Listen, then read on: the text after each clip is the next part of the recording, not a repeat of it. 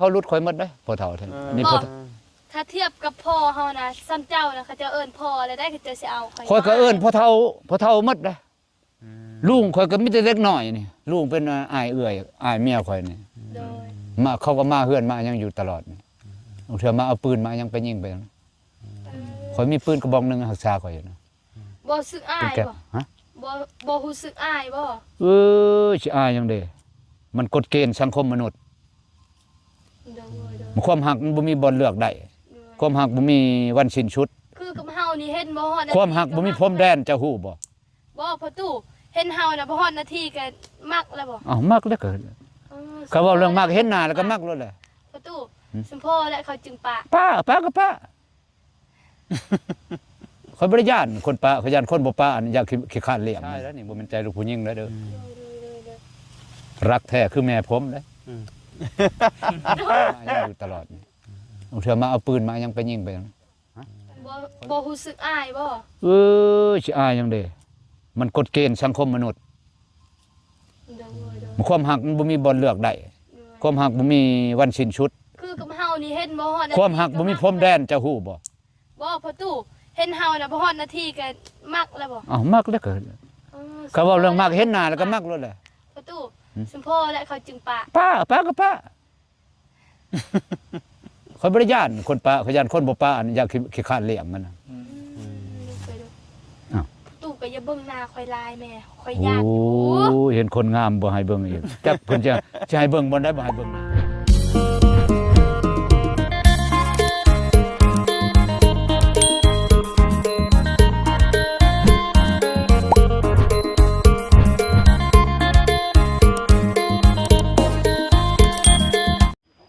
พี่น้องเลยเนาะเปิดคลิปเปิดภาพออกมากับเป็นภาพบรรยากาศอยู่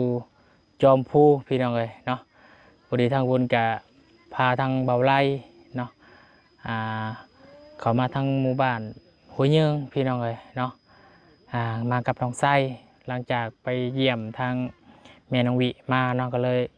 ผ่านมาทางนี้พี่น้องเลยเนาะเขามาก็โอ้ไกลเติบทนทางค่อนข้างจะยากแน่พี่น้องเลยกะทางบ่ไล่มาเบิ่งทางประตูปืนแก็บบ่พี่น้องเลยเนาะ เห็นประตูปืนแก็บแล้วคิดเห็นทางประตูคำสิงพี่น้องเลยเนาะโอ้ย จะเป็นจังได๋แนวประตูคำสิงก็ได้พี่น้องเลยเนาะไปอยู่ทางอุดรธานีเนาะจังหวัดอุดรเป็นจังได๋เด้เนาะหาเวียกเฮ็ดงานทำได้หรือบ่เพื่อจะเก็บเงินเก็บคำมา ขอสาวทั้งเมืองลาวเฮาพี่น้องเลยโอ้ยเนาะเอาพี่น้องเนาะกะทางบุญกับบ่ยังบ่เคยถ่ายเนาะถ่ายจื้อได้ตั้งกี่ตั้งแต่เราได้เมียเล็กน้อยพุ่นล่ะพี่น้องเลยเนาะมาเยี่ยมมายามแต่สมัยเฮ็ดเฮือนเสาคำทางโรงเรือนเฮ็ดเฮือนเสาคำตั้งแต่พุ่นล่ะเนาะได้มีโอกาสเข้ามาก็เลยเยี่ยมยามถามข่าวเป็นจังได๋เนาะถามสุขดิบทางประตูปืนแก็บพี่น้องเลยเดี๋ยวสิเปลี่ยนบรรยากาศเนาะในคลิปให้พี่น้องเบิ่งในจักหน่อยขออนุญาตเด้อพี่น้องเด้อเนาะขออนุญาตทาง FC บ่สุขคนกันแล้วกันเนาะกระเทยในเข้ามาเราสิถ่ายทำให้พี่น้องท่านผู้ชมลองเบิ่งเป็นจังได๋คือว่าเมียปะแล้วไปเอาผัวใหม่บ่พี่น้องโอ้ยเนาะจังซี่แหละพี่น้องเอ้ยเนาะชีวิตเฮามันก็สอนได้หลายอย่างเนาะคือเพิ่นว่าก็คือเฮาอายุหลายแล้วพี่น้องเนาะก็เรียนรู้สอนเนาะอันนี้ก็คลิปนี้ก็ฝากถึงทางประตูคำสิงกันแล้วกันเนาะให้เบิ่งตัวอย่างประตูปืนแก็บแล้วกันเนาะเพิ่นได้มีเล็กน้อยสุดท้ายมาเพิ่นก็เขากับป้ากระถิ่มพี่น้องเลยเนาะถ้าว่าเลี้ยงเขาบ่กุ้มเนาะหรือว่าจังไดก็คนเฮามันก็ต้องหาทางไปเนาะบางทีเพิ่นกุมลูกกุมเต้าเขาพุ่นแหละเนาะอันนี้เฮาเฒ่าแล้วบางเทื่อก็เฮาซอยยังเขาบ่ได้หลายหั่นแหละพี่น้องเอ้ยเนาะบ่ว่าที่เรื่องอยู่ในกินใช้ชีวิตประจำวันเนาะก็สอนให้ฮู้พี่น้องเนาะฝากถึงทางประตูคำสิงกันแล้วกันเนาะ แต่ก็มันก็บ่คือกันเนาะถ้าว่าอายุหลายแต่ว่าเฮาก็สามารถเลี้ยงเขาอยู่ได้เนาะให้เขาอยู่สุขสบายได้ก็อยู่หั่นล่ะพี่น้องเนาะเพื่อบ่ติเนาะ1มาก็ต้อง มีลูกมีเต่าเด้ต้องเบิ่งต้องแย่งเพิ่นอันนี้พี่น้องเอ้ยเนาะไปเดี๋ยวพี่น้องบุญขออนุญาตเขาไปทักทายสบายดีทางประตูปืนแก็บซะก่อนเนาะเมื่อกี้ก็ว่าจะเข้าไปพร้อมทางเบาไล่กับน้องไส้แต่ว่าเกิดรู้สึกว่าเครื่องพี่น้องเนาะคือเครื่องใส่ติ่งที่บุญเคยเป็นมาแหละลงมาตลบเมื่อกี้แล้วมันรู้สึกแบบคือเข็มแทงนะพี่น้องปั๊บมันนะเจ็บ3-4 บาทเตือนมาอ๋อเป็นน้ำมันหยกเครื่องนักบ่หยกรถบ่ตูนเมื่อวานชื่นว่าพี่น้องเลยเนาะท้องใส่แห้งหลายเลยว่าจังใดครับถึงเครื่องตกใจแบบตูนกับพี่น้องเลยถ้าที่เจ็บก็เจ็บเจ้านี่ก็ห่วยจากภายในจะพาออกบ่อไล่ขับรถเป็นอยู่บ่พี่น้องเลยเนาะพอได้พาไปหาหมอไว้เนี่ยป้าพี่น้องเลยนะเดี๋ยวไปหาทางประตูปืนแก็บกันแล้วกันเนาะไปหาไปชมว่าเป็นอย่างไรเรื่องเล่าการเป็นอยู่ของเราพี่น้องเลยเนาะไป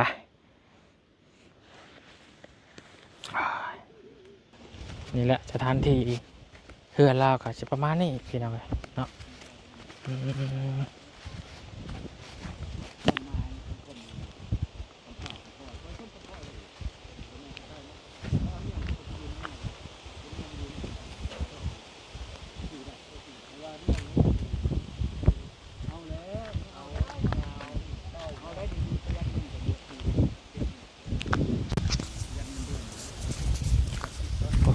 นั่งดูต้นข้าวโพดพี่น้องเลยผักกันมาลมมาเอ็นกันอยู่พี่บ่ระวังบกตกสิหัวเด้อสบายดีสบายดีบ่ตูนบ่สารวันบ่บุญบาสารวัตร แหงกระเต็กเอาเราอยู่ทางบ้านเจ้าผู้ใดนี่อันนี้นะฮะ บาสารวัตร เจ้าอยู่ใช้จ้ะบ้านพอบ้านหินลาดเมืองเรางามแขวงสารวัตรเลยบอนกระเพาะหลายๆแหละปากช่องลงบริเวณแถวนั้นแหละเฮาอยู่เมืองว่าปีอยู่พีเนาะก็บ่ใกล้กันปานใดเด้ด้วยคือว่าคนทางไกลยังมีคนเฮาเนาะบ่อะไรติดไว้ให้แล้วเนี่ยติดอันนี้นะอีหล่ะติดพอแล้วว่าจ้านี่อนุญาตแล้วเอาอะไรติดให้อนุญาตเลยยังญาติอยู่โอ้ยแห้งกระเต็กอันนี้คนนี่นะเอาบ่ไล่ติดให้แล้วเด้คนบ่ใจจังโอ้ยอีหล่ะคำแพงเลยต้องใช้ญาติเพราะนั้นจังได๋ผัวญาติน่ะผู้ชายอีกป่านนั้นว่าจะเข้าหาประตูปืนแก๊ป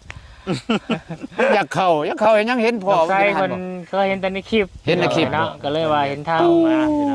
ทั้งบ่ไล่สิเข้ามาก็เลยเข้ามาเอาถ่ายคลิปมาก่อนหมู่นี่เบาลาวสตูดิโอโอ้เราได้อันนั้นได้เอิ้นว่าเชียงนำเป็นยังเขาเว้า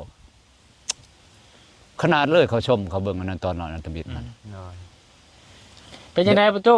คือว่าได้ยินข่าวโอ้ยห้ามเลยอุกใจแล้วเดี๋ยวนี้บ่อยากตอบชูแหละเฮาสิตอบโดยเมียปะแล้วไปถามตอบบ่ตอบเฮ็ดจังได๋พอจังปะก็เหตุผลนี่ก็สิมีแต่อันเดียวแหละมันมีผู้ใหม่เป็นหยังเขาจึงมีผู้ใหม่อยู่ก็บ่ฮู้อยู่เจ้าบ่ดีบ่เลยว่าจังได๋บ่แม่นเขาพัวพันกันมานี่เป็นปีแล้วบ่แม่นจะตบจะตีเพิ่นบ่ได้ตีหรอกครับเอ้ยโอ้ยเลี้ยงเขาบ่กุ้มขี้ชาวบ้านนี่ว่าเลี้ยงบ่กุ้ม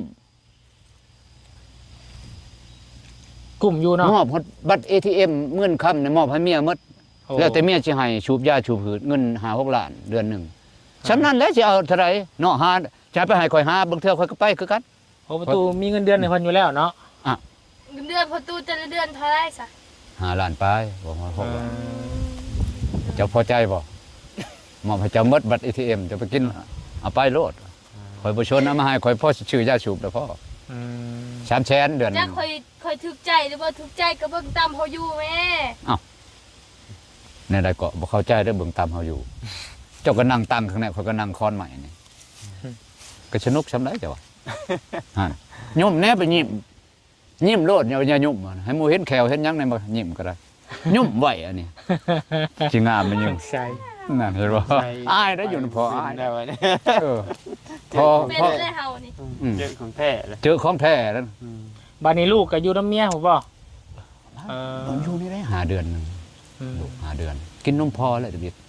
กินนมพอ5 เดือนเอ้า มีแต่เงินพอชื่อ เออ ก็กินนมตลาดมันกินบ่ชูนนะอีหล่ะเอ้ยชูนเท่าเดียวพอใจแล้วนะแห้งกระเต็กยังมาเขาใกล้ๆนี่บ่ชูนดอกกินนมพอมีแต่เงินเดือนพอเด้งุมอันน่ะแลคโตเจนหั่น เล็กแต่เย็น แลคโตเจนเอ้าผมย่างเล็กตัวเย็น นม นุ่มผง นมผงเป็นกล่องหั่นเด้แลคโตเจนของไทยนี่ เลย อันนั้นก็ได้ประมาณ3อาทิตย์มันกิน2อาทิตย์ไป3อาทิตย์หมดเดี๋ยวนี้เขาว่ามันตุ้ยขนาดแม่เฒ่าเว้าเฮา เจ้าบ่ได้ไปเยี่ยมบ่ อยากเยี่ยมอยู่ผมบ่จะเห็นหน้าบักอันนั้นผัวมัน เมียน่ะอยากเฮ็ดอยู่นะ เมียอยากเห็นแล้วนะเมียกับลูกบ่อยากเห็นแล้วหมู่มาแย่งเมียเฮาอยู่ดีๆเอาไปวับถม ถ้าให้ตัวสู้นะแม่สิตัวสู้ไหวอยู่บ่ ชูในไร เอ้าก็เป็นญาติเมียขึ้นแล้ว โอ้บ่เฮ็ดแล้วนั่นเชียร์เกลียดลูกผู้ชายบ่แม่นมีผู้เดียวในโลกนี่ยิ่งเจ้าก็ยังอยู่ เจ้าก็ยังบ่ทันตายอยู่กับผู้หญิงแล้วว่าอันนี้ก็ได้ ฟังแล้วเอาไว้จังซั่น หยอกชื่อเด้อคอมักนี่ก็เจ้าบ่มักแล้วก็แล้วข่อยคอมัก มักได้บ่นี่นะ มักแล้วข่อย เรายังน้อยได้ประตู เห็นกัน อายุ13 ปีหนึง ก็13ปีพอเอาผู้นี้ก็ได้แต่13ปีได้จนฮอด เมียเจ้าที่ป้าไปนะ เอากันตะบิด13ปี เขายังน้อยได้จะ เราแห้งน้อยกว่านี้โตเราเตี้ยกว่านี้คน ปัจจุบันนี่ประตูจักปี 60ปลาย 60ปลายเนาะ 14 65เท่านี้ โอ้ย สมัยเฒ่าเฮาเลย เป็นเซียวกันเลยกับประตูคำสิงเนาะอัน66กันนะเพิ่นอยู่ โอ้คือบ่ให้เพิ่นมาอยู่นั่นอยู่พี่คือกันเลยเนาะ เพิ่นเป็นคนไทยมันยังมาได้เมียลาว เราเมียแหละ ยัง ยังอยากได้เมียซ้ำเฮานี่แหละ แต่เป็นยังบอกเอาคนไทยแล้วมันหังได้อีหล่ะ บ่แล้วบ่อยากได้แล้วคันเฮาอยากได้คนไทยเฮาไปแล้วไปหาแล้วประตูเนาะ มันบ่ฮู้ประชากันปานใดเนาะมันเอิ้นว่าการดำรงชีวิตมันบ่จะเข้ากันปานใดลาวกับลาวยังแค่นแน่ฮู้ใจกันข่อยนี่เอาใจเมียทุกอย่างผู้ใดคือกันข่อยเมียกกข่อยอยู่ชิโนเมียที่ช่องได้เฮือนมัน คือเห็นเมียจำ มันมาเนี่ยมันไปอันนั้น มา ไปดำนาช่วยเขา เดี๋ยวนี้นะ กินข้าวนํกันคู่มื้อเบิ่งได้แต่เบิ่งหน้าอยู่ โอ้เดี๋ยวนี้ท่านได้ไปเท่าเดี๋ยวนี้ ยังจะน้อยมื้ออื่นคือมันแล้วนานไป ไประยองพุ่น โอ้ ชาวโหยโอ้ผู้นี้ เฮ็ด ง เบี้ย าม ยังอยู่ล่ะยอง เบี้ยแม่บ้านครับ แม่ว่า อยู่ห้านอาหาร เออ คนมักนั่นได้เช้านี่แหละคอยไปนำเอาตัวหนึงอยู่วิลาบุรีมันเฮ็ดเวียกครับอยู่ห้านอาหารนี่กัน โอ้ ก็อนุญาตมันไปข้างแน่มันก่อนมันสิไปมันก็มาล่มกับผัวกับนะกับพ่อกับแม่ให้ไปแล้วมันเลยได้บัดนี่เลยแล้วเฮาขอยาบัดผู้นี้มาแช่งอีกผู้นี้มันพัดยังหนุ่มยังแน่นกว่าคือว่าปลอดสารพิษแล้ว เออก็เลยตัดสินใจเอา ตัด ผู้นี้ต่ ตั อ ดสินใจแล้วมาแม่มันโทรมันมาแล้วมาล่มกันบอก ปะผู้นี้ ขอเอา ผู้นั้น เอาน้ำมันชาวล้านหนึงค่าเฮือนเด้เฮือนพอเด้เงินเดือนพอได้เห็นได้ ปัจจุบันนี่ประตูมีอีกแล้วบ่ ฮะ มีเมียอีกแล้ว ยัง ยังกำลังประหยัดเงิน บ้าน ไว้ หลังบ้านน่ะนี่นะเราได้2คนน่ะนะ อันนี้ เท่า เมีย ไหร่แล้วเงินเก็บประตูเดี๋ยวนี้นะ เจ้าจะถามมียังเงินเก็บ อ๋อเฮาทำซื่อๆแล้ว ห้วยถามซื่อๆบ่บอกคันว่าถามมีความหวังนี่สิบอก ถ้ามีความหวังหั่นแหละ เอาแหละคือเว้านั่นน่ะประมาณ10ล้านนี่แหละเอาก็ช่องเดือนหนึงโทนช่องเดือนเฮาปิดเฮาก็กินปิดกินป้ายมันก็5ล้าน3แสน4แสนนี่แหละเอาป้ายมันชื่อยาสูบแต่ละเดือนถอนไว้อยากได้รถจักรอยากได้รถช่องชนิดนี่อันหนึงรถจักรช่องรถอีเตา เอิ้นหยังเลยอีเตา ยาบ่บอกก็ยาได้บาปบุญน่ะยาบาปบุญน่ะ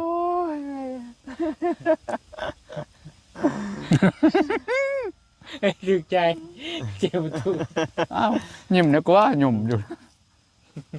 อันนั้นแหล้วก็ว่าอย่ามาหาพ่อหันมันอันแนวนี้คันมาแหละคนอันนี้ได้คนโกกได้นี่แหละเบิ่งหมู่ทาเลยกินเบียร์อยู่ครับ กินเบียร์บ่กิน เบียร์แหละ โอ้อกหักบ่อกหัก อยู่ได้นำอันนี้แล้วคุมื้อนะครับอีหลาเอ้ย อยู่ได้น้ำดาวน้ำเบียร์ บาง บ่ เทื่อกินข้าวมามิ่งเด้อคิดฮอดลูกฮอดเมียน้ำตาจะออก เคยให้อยู่บ่ บ่เคยให้แล้วจังว่าสิให้ลองเบิ่งจักบาทจักเทื่อ ให้เฮาเบิ่งแน่ บ่แล้วบ่ได้ดอกเสียเกียรติให้มันยิ่งเบิ่ง เอาให้เฮาเบิ่ง คันให้แล้วบ่ให้ไผเบิ่งรักให้ผู้เดียวค่อยนั่นน่ะกินข้าวบ่เทื่อชื่อชิ้นเป็นโลมาปิ้งช่อยกินผู้เดียวคำที่4คำที่5ออกนอกมันเฮ็ดแค้นคือว่าแค้นคิดฮอดคิดฮอดลูกค่อย เขาเฮ็ดให้ปานนั้นก็ยังคิดฮอดเขาอยู่บ่ตุ ก็จังว่าข่อยจึงเป็นตาเงิดข่อยคนใจดีอีหลีนะจังว่า บ่แม่นคนแพ้เขาบ่ บ่แพ้แล้วบ่แพ้ แพ้เขาบ่ฮัก ตอนนั้นก็สิแม่นความเจ้าแล้วครับ เนาะ เมียผู้นี้พัดข่อยป้าผ่านมามีแต่ข่อยป้าเขา โดยมีแต่ผู้นี้ผู้ชุดที่แบบมันป้าข่อย เขาเอาคืนบัดนี้เขาเฮ็ดเจ้าคืนบัดนี้ ปกติมีแต่พ่อ เมีย ตู่ เมียคน เนาะ เมียคนที่เท่าไหร่แล้วที่ปะนี่ คนที่ชาม คนที่สี่กำลังหาอยู่ หาอยู่ประหยัดเงินไว้บางเทื่อก็หนี่ประจักษ์ ไผเนาะสิเป็นผู้โชคดีนี่ นี่แห่งกระตึก เก็บเงินก่อนบ่ทันเว้าลุงเมียปีนี้เก็บเงินไว้ อู้อยู่บ่เฮาบ้านใดน่ะ ข่อยบ่ฮู้ได้ล่ะบ้านใดก็ น่ะ มันถ้าข่อยไล่รู้จักข่อยสิไป เจ้าบอกแล้วเราไปฮอดเฮือนเลย ไปฮอดเทื่อไปฮอดเทื่อเนี่ยก็เจ้าบ่มักข่อยก็เจ้าก็ติดต่อผู้อื่นไม่ห่างไม่มาข่อยก็ได้นะ บ่ ข่อยจักดึง บ่ถามมาดีตู้คันผู้ชาวนี่อายุประมาณ30ขึ้นไป 35ลงมา 35ลงมาเนาะ ผู้สาว คัน40ขึ้นไปบ่ได้บ่คัน35ขึ้นไปเด้ บ่ได้35ลงมา 36เลย อ้าวก็จะ35ลงมายัง36 บ่36ว้าวอ่ะ เฮียนปอใด โอ้ยเฮาเฮียนนะเฮาเฮียนทางกับป2นึง คือว่าจบอุ้มด้อมล่ะอุ้มด้อมจบแล้ว ยังอุ้มดกได้บ่ อันเด้บ่ได้ฮู้พี่ชังอันนี้โอ้ย I am sorry นะ I love you อยู่เลิฟไอ อ้าวเป็นอยู่ได้ตัวนี้เนาะ เอียงแองคง อืม ใช่บ่คงเอียงแอมเตลจี อืม โคง คงได้แต่คงผ้าบ่ได้คงมีดอ้าว คงนี่แปลว่าหยัง คงกับบ่ โคงก็บ่บ่ เราว่าคงกับบ่คงซื่อ เรา ๆ เว้าค่อยฮักเจ้าเราเว้าใส่ค่อยเมื่อกี้นี้เราเว้า แม่น ภาษาเวียดค่อยว่าบ่ บ่แล้วก็ยาค่อยฮู้แล้วบัดนี้เจ้าบ่ฮักข่อย โดย ข่อยก็หาไหม พ่อตู้ ฮะ เจ้าฮู้บ่ไปเฒ่าค่อยน่ะอายุเราน้อยกว่าเจ้าอีก คันห้องไม่เท่าแล้วบ่ได้ได้พอแล้ว ฉันเอิ้น คันเอิ้นเช้าแล้วเอิ้นยังได้อยู่น้อยชำได้มันยิ่งบ่เว้าได้มันยิ่งมันอันนั้นไว้ได้เฒ่าไว้ได้คนเสียเลือดเสียยางแม่นเว้า บ่ตู้เขาถามเนี่ย ฮะ อ่าเมียคนเก่าเนี่ยจะป้าเจ้าแล้วเนาะแต่งงานใหม่แล้วเนาะ เออ บัดนี้นะ ไปแล้ว บัดนี้นะสมมุติว่าเจ้าสิหาใหม่เนี่ยบ่ย่านเขาป้าอีกบ่ บ่ย่านแล้วบ่ย่านเรื่องป้ามีเอาก็มีป้าเท่านั้นแหละพ่อคิด เออ มีหักแล้วก็มีช่างคนเฮา ย่านว่า อืม โอ้มันบ่เอาอีกแล้วย่านว่าผิดหวังซ้ำซ้อน พอสิสรุปแนวนี้ซะทุกๆเหตุการณ์ในบนโลกอันนี้บ่มีสิ่งใดแน่นอน โดย มีสิ่งแน่นอนมีอย่างหนึ่ง อย่างเดียวสิ่งแน่นอนในโลก ตุ้ยเนาะ บ่แม่นตุ้ยคือกระจิตไผก็เรียกบ่ได้กระจิตนี่ตาย โดย ตายบ่ไผก็ได้ต่างแต่การเวลาของไผของมัน จะเฒ่าหรือหนุ่มมันบ่เลือกตัวนี้ แนวอื่นน่ะบ่มีสิ่งใดแน่นอนบางเทื่อเจ้าดีๆอยู่แบบนี้ มีแม่บ่อะไร เอ้า คือลุงอยู่สองคนเฮาก็บ่ได้บ่หั่นญาตินี่ตื้อเช้าอันนี้ ใจบ่ใจจักดีคนอันนี้นี่ปานนั้นไปเป็นแบบนี้อีก โย ไปถ่ายไปทำอีก เจ้าเว้าให้ลูกให้หลานญาติ ญาติ เจ้า เฮ็ดหยั เว้าง ให้ค่อยย่านค่อยก็ย่านแล้ววะ ข่อยประเทศหยังข่อยบ่แม่นเชื้อโครงนะจักสิญาตินี่จังคนซื่อย่ านคนรอหั่นแหละ โอ้ยอย่าไปเว้าปีนนะ เห็นว่าบ่รอก็ได้ เข้าใจอยู่ดอก หรือว่าสิมีผิดหวังอีกกี่ครั้งก็มีเก่า สู้ เนาะ โอ้ยสู้ชีวิต คันบ่ตายจากโลกนี้เนาะ ตายจากโลกนี่ระยะบ่เว้าถึงแม่ยิ่งอีก บัด บัด นี้ประตูขออนุญาตถามตั้งแต่เริ่ม แต่ข้าวตะกี้ไงซะเนาะจนถึงปัจจุบันนี่อายุ60ปลายปีนี่มีเมียจักคนแหละ ชาม 3ลูกเลย ลูกตัวเชโนชาม อืม ตัวเทโนชามตัวนี้หนึงนี่ผู้นี้เฮือนนี่อันนี้หนึง ฮะ ชาม4 5 5คนลูกเมีย3 เออนี่ชาม ให้ แต่ จะ ละค ได้ น ซะ แต่ละคนนี่ชื่อพ่ออะไรบ่ได้เนาะ ยันบ่จือเลยอยู่เชโนนี่ ประตู ชิแม่นะได้แล้วอายุเขาชาวปลายแล้วเขาไปไทยหมดแล้วฮะ เฮ็ดจะได้นะจึงเมียจึงมักเจ้าเมียผู้อายุ13ปีค่ะ ค่อยก็บ่ฮู้ได้ตัวนี้เด้อถามเขาพุ่นแหล้วไปถามพ่อนี่ก็พ่อก็บ่ฮู้แล้ว บ่เฮ็ดจึงได้แต่ ก็บ่แม่นว่าพ่อคุมเอาได้ เป็น ก่อนสิเอากันก็บ่แม่นง่ายนี่ คือเมียข่อยผู้นี้ เจ้าบ่ได้มีสะดงเส บ่ได้มีวิชังชะเนก็อยู่ในปากนี่กับธงเชือนี่ อืม ข่อยเป็นคนบ่ขี้ทีเด้อเจ้าขอแม่20,000ข่อยให้50คันยามข่อยมีวะยามข่อยบ่มีก็บ่ให้ ค่อยๆนะ10 ล้าน โอ้10 ล้านห้อยแต่งเลยแล้ว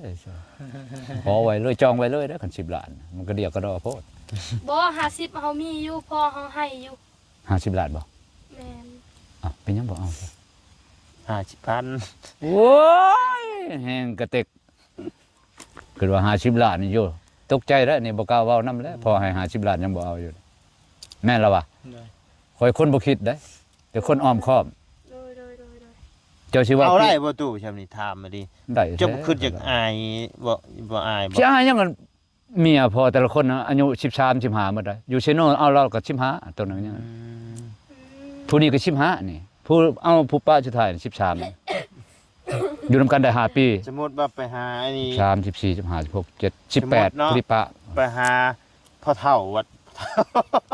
เฒ่า พ่อเฒ่าอะยังหนมก็เคยนะ ก็นั่นแหละส่วนหลายก็นั่นนี่แหละ เออ นี่เขาอายุเขารุดค่อยหมดได้พอเฒ่าเท่านั้นนี่พอ ถ้าเทียบกับพ่อเฮานะซ้ำเจ้านะเขาจะเอิ้นพ่อแล้วได้เขาจะสิเอา ค่อยก็เอิ้นพอเฒ่าหมดได้ลุงค่อยก็มีแต่เล็กน้อยนี่ลุงเป็นอ้ายเอื้อยอ้ายเมียค่อยนี่ โดย มาเขาก็มาเฮือนมายังอยู่ตลอดนี่บางเทื่อมาเอาปืนมายังไปยิงไปนะข่อยมีปืนกระบอกหนึงรักษาข่อยอยู่นะ บ่สึกอา เป็น ย แก๊ป บ่ ฮะ บ่รู้สึกอายบ่ สิอายจังเด้มันกฎเกณฑ์สังคมมนุษย์ โดย ความหักมันบ่มีบ่อนเลือกได้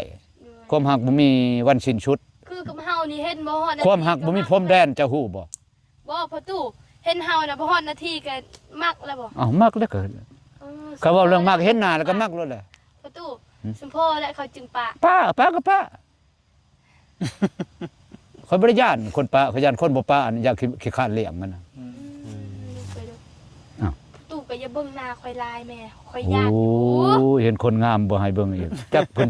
จะให้เบิ่งบ่ได้บ่ให้เบิ่งหน้า บ่เบิ่งกองก็ได้สิ เฮงกันเด้อว่ามันก็เบิ่งนี่เบิ่งนั่นแน่เบิ่งทั่วไปหมดแล้วอะเบิ่งแต่กล้องเป็นบ่เอาจึงอยู่นั่นนี่ก็สิเป็นบ่ มันก็โพดเขาบอกคนบ้านนอกได้อันนั้นน่ะข่อยเป็นคนในเมืองข้างแน่เด้ โอ้ดู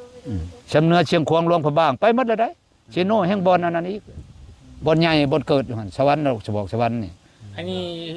เพื่อนประตูอยู่นี่ก็แม่นดินกับประตูอยู่เองบ่ดินประตูบ่ดินทางไหน ดินพ่อเมียผู้ปะนี่ อ๋อ เดือน12นี่เขาอัน เขาสิไรนี้ จังไรบ่ไรแล้วเขาว่าคนคั่วแล้วตามเว้ากันอยู่ยามมาตอนเว้าความกันนะครับเนี่ย ให้คนคั่วหาหมุนอยู่เนาะ เฮาก็คนคั่วผมมีบ่อนไปก็ต่อรองกับเพิ่นก่อนขออยู่สิบ่ได้บ่สมมุติเฮาอยู่นี่ก็เฮาฉางเฮาชาเฮาทาง สมมุติว่าเพิ่นบ่ให้อยู่ได้ซะบัดนี้ มาอยู่กับคนคั่วแล้ว สิไปอยู่ไสล่ะ ไปอยู่น้ำเจ้าหั่นแหละ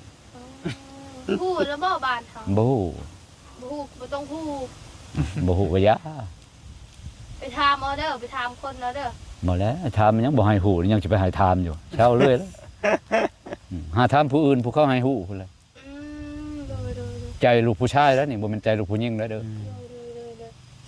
รักแท้คือแม่ผมเด้บ่ได้แม่นผู้หญิงเด้รักแท้เด้ชำลูกชำเมียนะฮะก็ไม่เห็นหน้ากันเมื่อวานมาชื่นคันแม่ละเห็นหน้าแต่น้อยน่ะป้าบ่ได้อันนั้นอันนี้เขาป้าเฮาก็บ่อยากป้าลูกป้าเมีย แต่ว่าอันเห็นหน้าใหญ่ยังเห็นหน้ากัน ใหญ่จังเห็นหน้ากันจังมักกัน แต่ก็ยังสิหาเพิ่ม หาเพิ่ม อีกอยู่ หา เนาะ เพิ่มเฮาเอาลูกเอาเมียแต่ละคนบ่แม่นว่า ขมั่งเลย มีความรับผิดชอบ จักสิเว้าแบบใดแบบ ความรับผิดชอบสูงข่อย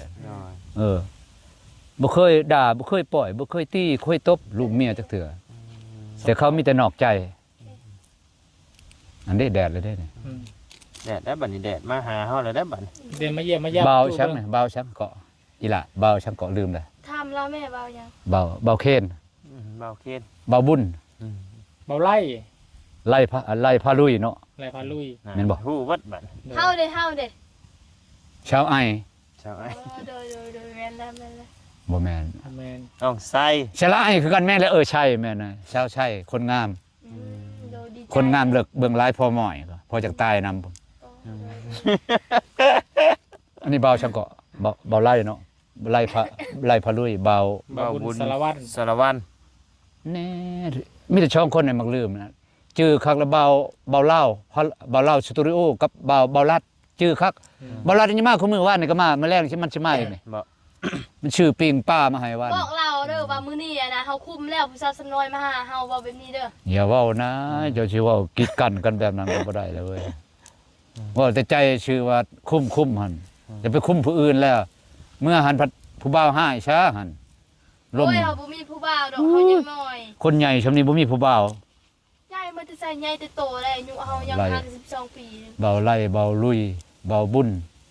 เบาลุย เบาไล่เบารุ่นชาวไช่ชาวไอ อืม หยาบอะไร มึงไปอยู่กับสวัสดิ์สวยคักเนาะ ใช้เพจเจ้า บริบัติ นี่บ่ แปลง โทรศัพท์เจ้า มีบ่โทรศัพท์เจ้าเอามาให้เฮาเบิ่งแหม่ อ๋อพอจะเบิ่งอีกบัดนี้เบิ่งจะเห็นผู้ชาวข่อยหลายได้อยู่ ไปไป เดี๋ยวไปเอาไอ้มีมาให้ต้มกันนะ จบเนาะจบเนาะ เลย เขาถ่ากินเบียร์จังได๋ห้ามเบิ่งมัน ใจประตูหลายเด้อ โชคดีโชคดี สุขภาพตัวเอง โชคดี มาพี่ เด้ โต อ อยู่นี่แหละอยู่ผู้เดียวเนี่ยพอนี่บ่มีไผเบิ่งไผแย่งเลยอยู่ผู้เดียวตดโปดแต่ละมื้อนี่ เด้อ มาเห็นเช้าอันนี้มื้อนี้ก็ยังดีใจหน่อยหนึง อืม มาเห็นเฮาดีใจบ่ ดีใจแล้วเว้ยมักบ่มักกะยานะดีใจนะไปพ่อนะพ่อเลยที่ใดที่อันหูพ่อนะจือเด้อมาบัดนี้มาผู้เดียวเด้อจะมาหลายคนได้ มาผู้เดียว เอาเด้อ ฮ็ดหยัง ใช้ของไผอันนี้ของเพิ่นเนาะ ของเฮานี่เด้อเอาไม้เฮามาเนี่ย อ้าวไปขายชื่อข้าวชานกินได้นี่วุ่นวายได้ ขายบ่ได้ดอก ได้ เออ พวกเล่นคือพวกเจ้านี่แหละเอานะ บ่มีไผซื้อดอก มีแต่อัน ค่อย นี้ นี่นะชื่อนะค่อยสิไว้ค่อยสิแพงไว้ อืม นี่ส่วนมักเพชรตัวนี้นี่นี่บ่ได้ชื่อได้มักเพชรมักหยังนี่บ่แม่น แม่ ว่าน นะ ปลูกบ่เนาะ เก็บกินได้ ผู้เล่นบอก ปลูกเองบ้านนี่คีงขานี่เห็นบ่มักหุงนี่กิน ได้ ตลอดปีนี่มันก็เป็นหมากไว้ได้นี่เด้อ เด้อ บ่ให้ชื่อนะความเฮ็ดได้แล้วบ่ให้ชื่อให้คายนะ เนาะ เฮาสิเมื่อแล้วได้ผู้ตู้ โอ้ยจะพาเมื่อนะจอนคิดฮอดนะคิดฮอด สิห้อยเฮาบ่ เออ โอ้เดี๋ยวเฮาสิบ่เมื่อแหละ แห้งกระเตก แห้งกระเตก ไปเอาเครื่องที่รถกันเด้อบ่เมื่อแล้ว เมื่อก็เมื่อ ได้เอาพี่นางไงเนาะนี่แหละเป็นทางประตูปืนแก๊ปเนาะสายยาพี่นางไงเนาะก็สิว่าประตูปืนแก๊ปนี่เพิ่นสะพายปืนแก๊ปไปหาหาอยู่หากินของเราหั่นล่ะพี่นางไงเนาะเรากับอยู่คนเดียวพี่นางไงเนาะสิว่าจังใดพี่น้องเรากับชีวิตของเราเนาะความสุขของเราพี่น้องเอ้ยเอากะเป็นคลิปอีกคลิปหนึ่งเนาะกะเป็นคลิปสอนให้คนเห็นหูหลายอย่างเนาะในคลิปนี้พี่น้องทางเราก็จะเดินทางออกแบบบาทเลยพี่น้องเลยเนาะ โอ้โทรศัพท์มาดีบ่เอาทงย่างก่อนเจ้าสิค่อยจะไปหิวได้ งานกลมเรา ตัว อะไร เดี๋ยวใจได้ ฮะ ย่านบ่ ได้ญาติบ่ ย่านยังคนเลยนะ ผมอยากจะซื้อมันคนไม่ให้มันจะตกเมื่อกี้มั่งแล้ว แมนเป็นคมน้องคือน้องไซยันล่ะพี่น้องเนาะ โอ้มาหน่อยงามใช่ปะ ขึ้นมาเฮาซะแล้ว พุ่นประตูพุ่นหย่องงาม ใช่เลิกคลิปมีแล้วกัน พาลุย เอาสีดมเลยนะ มาไปเบิ่งเจ้านี่ เอาตัว โอ้ โอ้เอาชื่อโทรศัพท์ไหมบ่ จะโดนแล้วเอาขอบใจเด้ออีหลาเด้ออยู่ดีมีแห้งเด้อเจ็บอย่าได้ใครยามี เลย ป้ามีแต่ว่าครับก่อนเด้อปนี้เด้อ เชื่อกันเด้อสบายดีเด้อ อยู่ใช้อันนั้นเจ้าหัน ยังเอาโท อ ร ยู่ ศัพ ใช้ ท์ไป เพจเจ้าหัน อีหยังเฟซเฮาบ่ อืม โอ้ยเฟซเฮาภาษาอังกฤษได้ อังกฤษเจ้าก็เขียนติ เขาเขียนบ่เป็นได้ อันนี้ครับบ่ให้เขาไล่เขียนพอได้หยอกเด้ ไอ้แม่เอาให้แล้วอยู่บ่ เอ้ย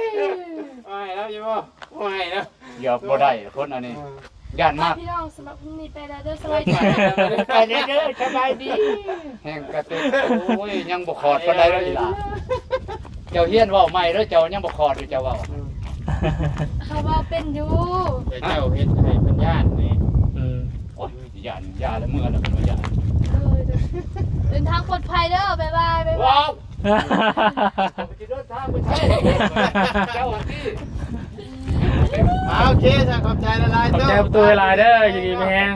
โดยการหาจะมาเยี่ยมมายามใหม่ เก็บจะได้ใครจะมี เด้อคือการเป็นตัวเด้อ ได้สิ่งนั้น สาธุ เมื่ สา อ ธุ อีลาเอ้ย โดยพาเพิ่นเมื่อก่อนบาดนี่เอาอยู่ดีแห้งบ้านอะไร โอ้บัตรอะไรไปทางใด เอ้าบ้านอะไรล่ะบ้านทางไทยเนาะบ้านอะไรใหญ่นะไปทางผู้ไปทางบ้านดงผู้บ้านนั่นผู้อะไรน้อย บัตรอะไร บ้านซ้ำหา บ้านนอนอะไรน้อยเด้อไปหา แล้วก็บ้าน โอ้ยให้หมูไปหาไปช่างเพชรกับหายาแล้วเจ้านายไป พ่อคอยโทรหาแต่เมื่อกี้ จะไปฮอดใช้ไปโทรหา ไปโอเคพี่น้องเดินทางออกก่อนบาทนี่เนาะอยู่ดีไม่แห้งก็สู่ทุกคนกันแล้วกันเนาะคลิปนี้ก็ให้พ่อพี่น้องเนาะเบิ่งน้ำกันพี่น้องเลยเนาะก็เป็นคลิปแบบนี้นิดนึงพี่น้องเลยเนาะจะได้ก็ขอโทษขออภัยในเวลาถ้าว่าบ่ถึกอกบ่ถึกใจพี่น้องเลยเนาะผิดพลาดประการใดก็ได้เนาะอยู่ดีไม่แห้งก็สู่ทุกคนกันแล้วกันเด้อสำหรับคลิปนี้ไปแล้วสบายดีแล้วก็อยู่คนเดียวแล้วแบบนี้แหละพี่น้องเนาะเจ็บบ่จำแล้วว่ะเนาะมีพบก็ต้องมีจากมีเลิกก็ต้องมีลา มีครบก็ต้องมีลาแม่นคมละเว้าล่ะพี่น้องเนาะถึกเบิด มี คน วัน ละ น้ำ เว้า กินนะใช่ ออกมาอยู่จะเหลือ ไปอยู่ดีไม่แห้งพี่น้องสำหรับคลิปนี้ไปแล้วสบายดี